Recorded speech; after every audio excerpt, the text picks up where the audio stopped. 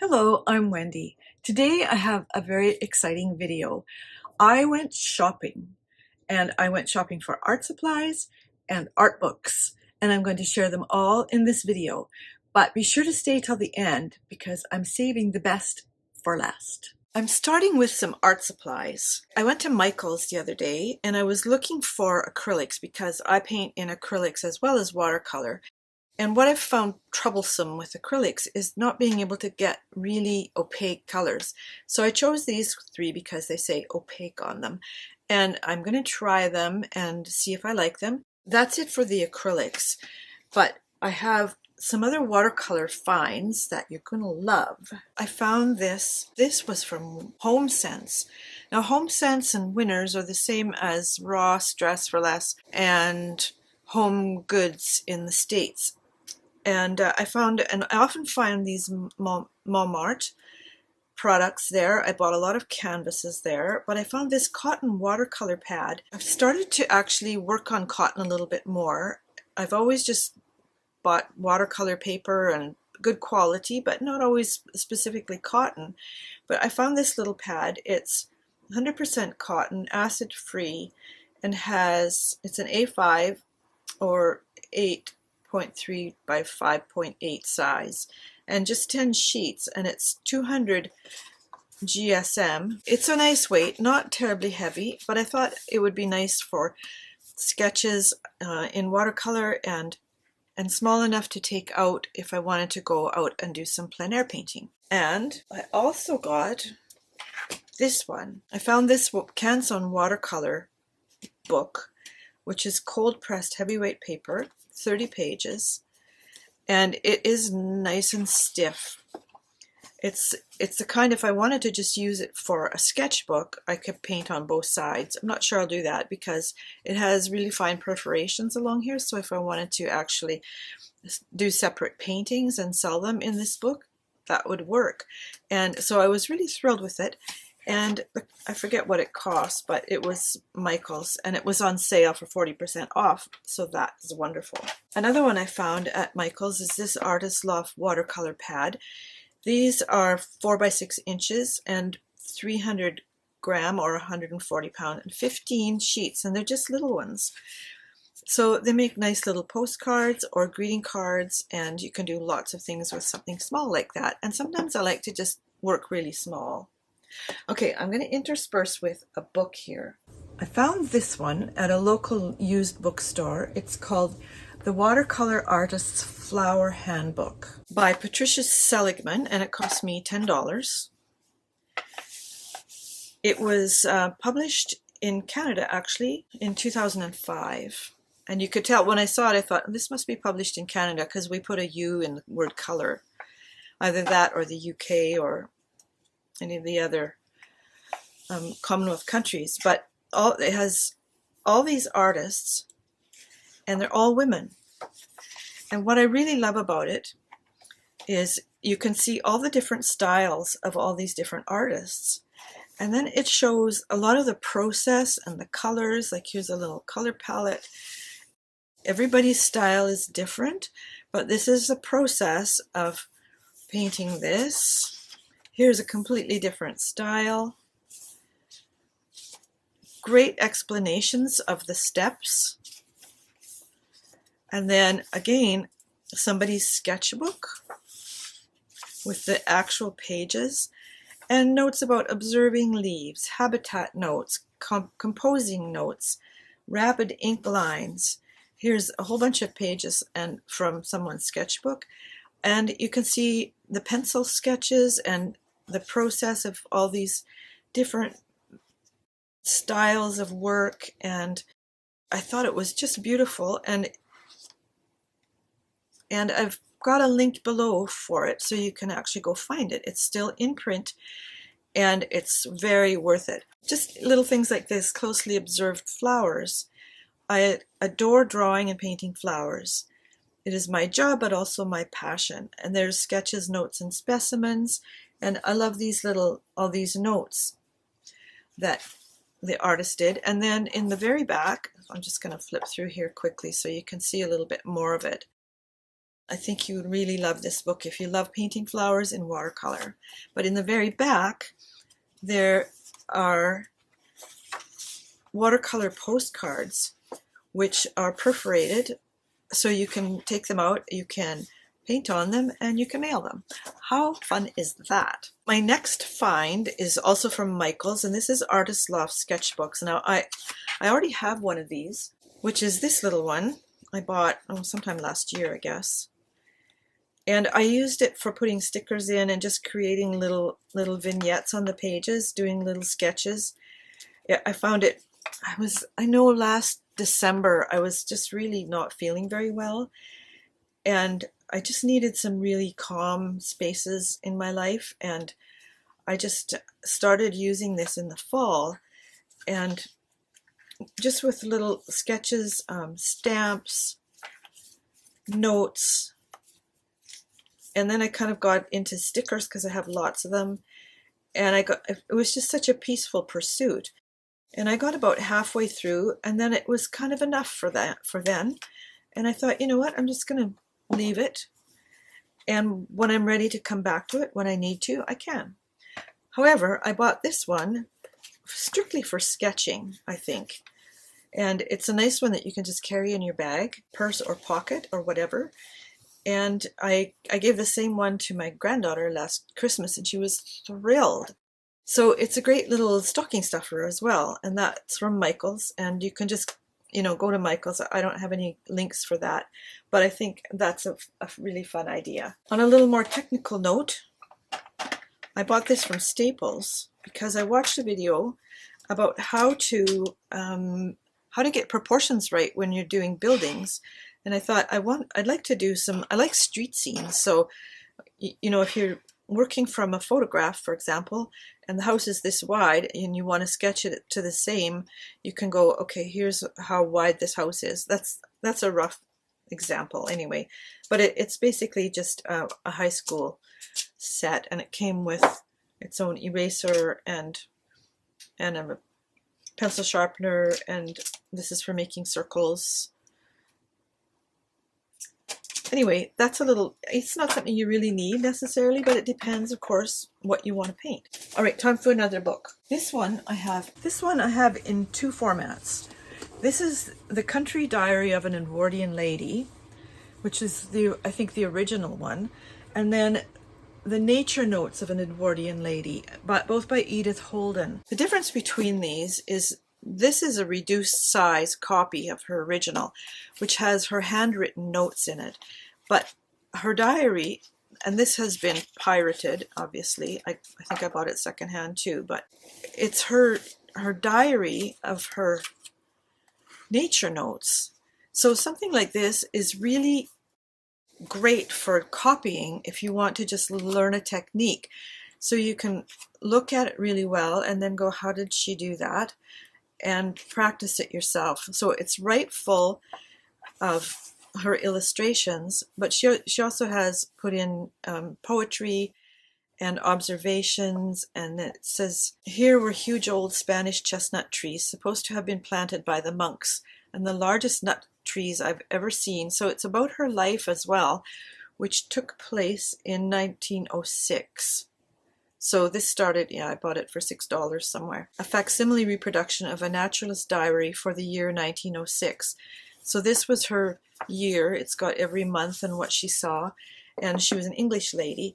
And the nature notes are very similar. This is 1905. And how cute is that? But her notes have been put in print like this. I don't think it's nearly as attractive, but you get really nice big illustrations anyway. So I would recommend either one or both of those because they're just beautiful things. What else did I get? I ordered from Amazon, and I got these little 100% cotton sketchbooks. And I'll show you in a few minutes what I plan to do with them. But you can use it either way, this way or this way, and it has this kind of binding that lays flat. So it's pretty stiff right now, and the paper is pretty stiff because it's 300 grams, but you can see the stitching in here. So the way that it's bound is in stitched, you can actually see, these are called signatures, where there's a little group of pages, and in this case there's only 2 sheets of paper in each signature, and there's 1, 2, looks like 7 in each book. But again, really handy and so pretty with this cover, and then cloth bound on the back, so you can take it in your bag or your pocket or whatever works for you. And it came in a set of 2. I thought it was a pretty good deal, and 100% cotton as well. Another book that I found useful is this big book, The Art of Flowers by Jack Kramer. And this is a beautiful book. It's got gold on the edges, and it's basically flower illustrations by a lot of different artists throughout the ages, kind of. For example, the Golden Age of Botanical Art from 1820 to 1860, The Language of Flowers, Artists Explain How to Draw Flowers, The Gallery of Artists, and then a bibliography and an index. So there's lots in it. And again, you can use these, like this is, look at this for botanical illustration. If that's something that you're really keen on, so when you go through, you can see here's the starting sketch, here's the finished product. It's just full of fabulous illustrations from all different ages and topics and artists. There's a lovely leaf one and the finished one. It's just so gorgeous. And it's not photography. It's illustrations by illustrators and artists like you and me. Lots of text, things to read about these different artists, and lots of them are women, which is lovely to know. All right, so this one I actually also got at a used bookstore, but I'll see if I can put a link to it down below. Okay, here's something fun that I bought, and this is from Temu. This is a color wheel keychain. Let me just get that in the frame. So this part turns so that you can use it to look at the color wheel. I actually thought it was smaller. I thought it was going to be about the size of a Canadian dollar. And I thought, oh, I'll just make a necklace out of it. But I think it's a little big for a necklace, don't you? Another book that I found just recently is this one. I just bought it on the weekend. How I Draw by Scott McCowan, or McCowan, his sketchbooks. And he starts out just talking about his background and some basics, and these are all from his sketchbooks pretty much. Travel sketchbooks, and a lot of text describing his techniques and what he's doing and where he's been, and I just love these beautiful things. Like this is, for example, many years ago, I acquired an original engraving by Giovanni Battista Piranesi, who lived from 1720 to 1728. And you can see how detailed that was. So he went to this same place and did his own sketch. So lots of traveling. He is from the US, from Midwest somewhere, I think. But there's lots of different topics. So we've got buildings. Isn't this beautiful? I love that. Sketches of people and still lifes, animals. Oh, I wanted to mention this. This is from a actually shop in Paris. It's called Dewar. It says, I first discovered Dewar, the extraordinary shop on Rue du Bac in Paris, specializing since 1831 in taxidermy, entomology, and curiosité naturelle, when I was working on a suite of illustrations. And I'll put up some pictures here of the shop. You go in to the main floor and it's like a garden store. I'm like, okay, what's the deal here? But there's this beautiful staircase. You go upstairs and it's a different world altogether. And you can see by my photos. But this book is just beautiful. It's got the life drawing, portraits, flora and fauna. So if you're interested in sketching, This is a great one, and it's called How I Draw by Scott McCowan Sketchbooks, and I really recommend it. I also bought this little notebook when I was at Michael's because I can't resist little notebooks, and then I discovered that it has dots in it, which I really like, and this only cost me, I think, $2.49. Another couple of finds are this one called Work by Uppercase. It's a directory of illustration, and I picked it up at a used bookstore in the summertime, or in September actually, when I was in the Okanagan.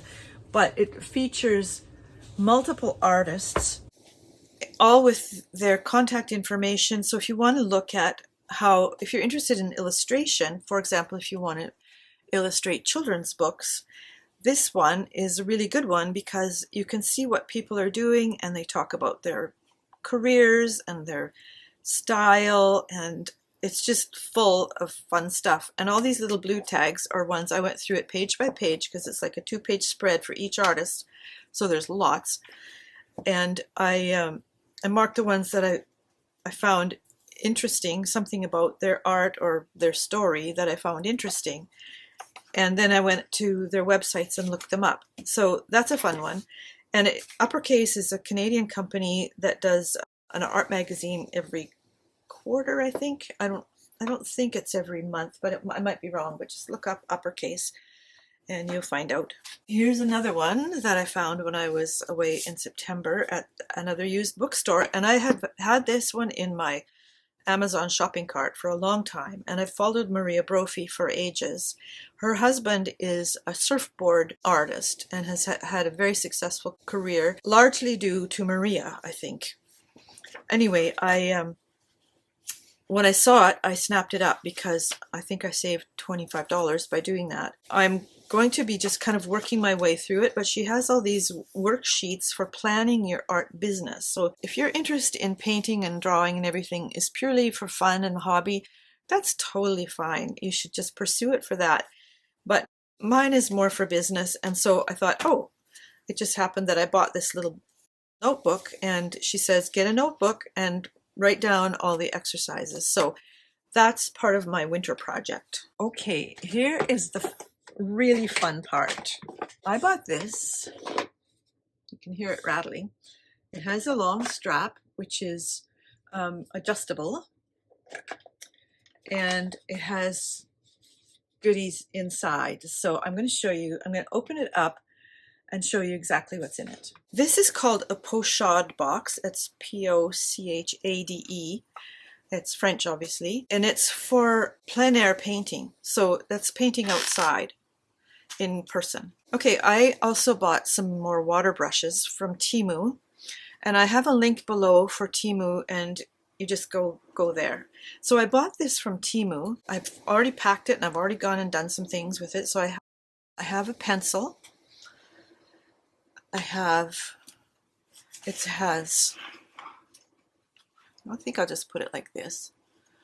It has spaces with elastic for pens, so I put a couple of my micron pens in there. It has little clips here that are attached that you can, if you're using, I guess if you wanted to hang a photo or something there that you want to use, that would work. It also has this little stick, which you use like this. So you just pop that in there. You can turn it around, and then you can put your art here and work on it because it's got this little ledge. And then that just goes back in the box like that. Okay, another thing I bought was a sponge. This is for wiping your brushes on. I bought another little cotton sketchbook, and I went out the other day on it, like between rainfalls, and just sat in a park and painted this little sketch. And it also came with this clip. So here's what you can do with that. I also bought the smallest palette I think I've ever seen, and it's a little wood palette like this and has magnets on the side. You take it apart like this and pop it together like that. And I fill these little spots with paint. So this is all watercolor. And this is a little mixing tray. So what you can do is, well, I'll show you with this other book. When you want to paint something, you can put your little palette here. You can clip it on with the clip, and then you can paint with it or paint on it. And another great thing that I bought is a set of travel brushes. And these are also from Temu, so do go look for them because I'm really impressed with how good they are. They came in this case